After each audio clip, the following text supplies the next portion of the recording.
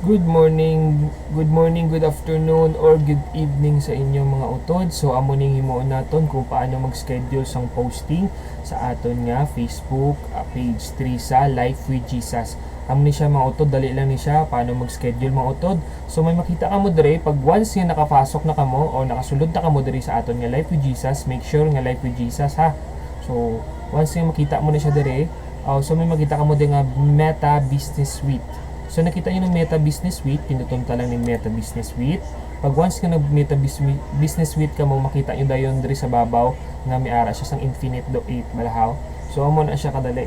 So pag once ka nakabutang nakapindot mo na tong Meta Business Suite, makita mo diring Life with Jesus. So wala man kita sang Instagram sa Life with Jesus, so Facebook lang na siya. Kay once abi nga may ara kita sang Instagram, automatically kung anong gi-post mo sa imong page sa Life with Jesus, diretso gyapon asa dito sa imong Instagram kung may ara sang Instagram sa Life with Jesus.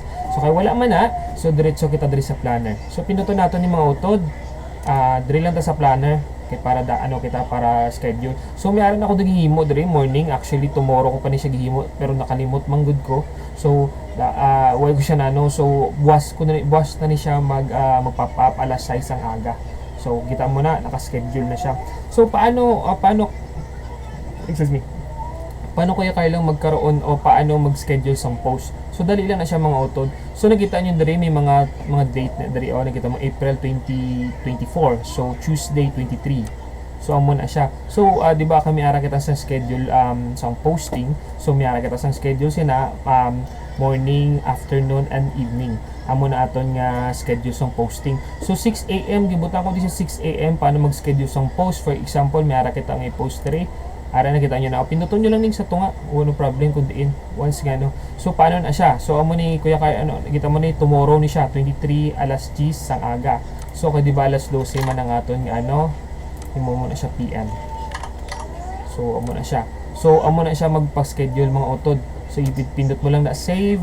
Once nga na-save mo na siya, diri mo na lang siya ibutang. For example, mag-add photo ako. So mag-add photo ko, for example lang ha. Sample lang niya mga utod. For example, ning ako na lang nga picture For example lang naman ni siya. Hindi ni siya sang So amo na siya. So karon kung ibutang mo dayon diri sang what you call this one? Nabutang mo na ang ni siya sang flyers ni siya or quotes naton. So for example, may quotes ka naghihimo dire, putya mo diri sang text or ni siya caption nabi ni siya. So kailangan mga utod may ara kita sang caption nga highlights, like for example ang persist despite persist sa ako ni siya nga iban nga account abi mo nang ginhimuan ko. So persist for example sina, and then di naton pagalimtan mga utod may ara sang technique para magdamo pa ang himo nga nga makakita sini. Pinuton mo na siya highlights. Highlights. Kailangan butang mo na siya highlights. Tapos Life with Jesus hashtag yapon, butang mo ang hashtag. Di mo pagkalimtan ng mga muna nga mga simple lang na siya mga utod pero napaka-importante na siya. Life with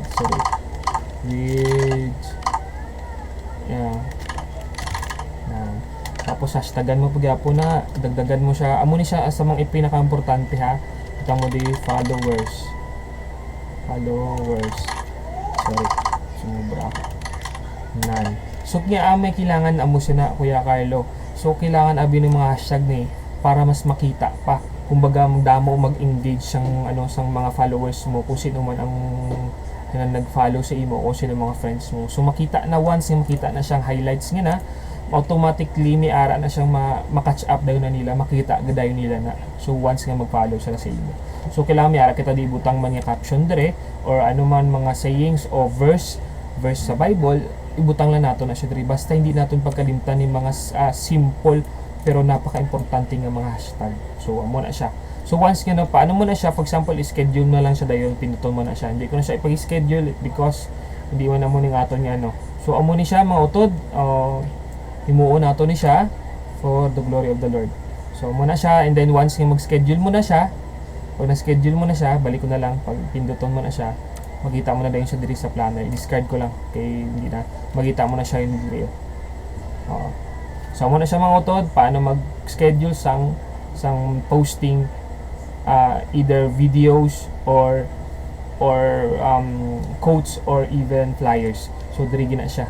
So schedule naton sa liwat ang aton nga schedule sa everyday naton ni siya nga ginahimo is 6 a.m. afternoon, 12 afternoon, and then 6 or 5 p.m. sa gabi. So amo na siya. So amo naton nga I hope nga ano naton ni siya dire implement. So amo na. Mga utod, pwede dagdag ko pa. Pwede man tagyapon di mag-create post. So it's really depend on you. Pero mas prefer ko abi nga pinduton na diri kaya nga man para hindi na ako magsala-sala. So makita mo dayon kung mga ano diri.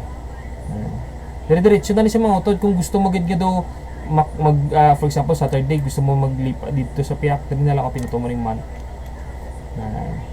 So pili ka dire, halimbawa hindi mo na mapindot na dire sa babaw kay nga man tapos na dira. So mapindot mo na lang dire nang way pa natapos para mag-schedule ka sang post. Amo na siya mga utod kadali. Pwede naton na siya dire, lipat naton siya it's really depends on you na pwede ka mag-schedule. Amo na siya kadali mga utod. Sa liwat, this is we do this not for the glory of us, of our church, but we are doing this for the glory of the Lord. So salamat mga utod. God bless.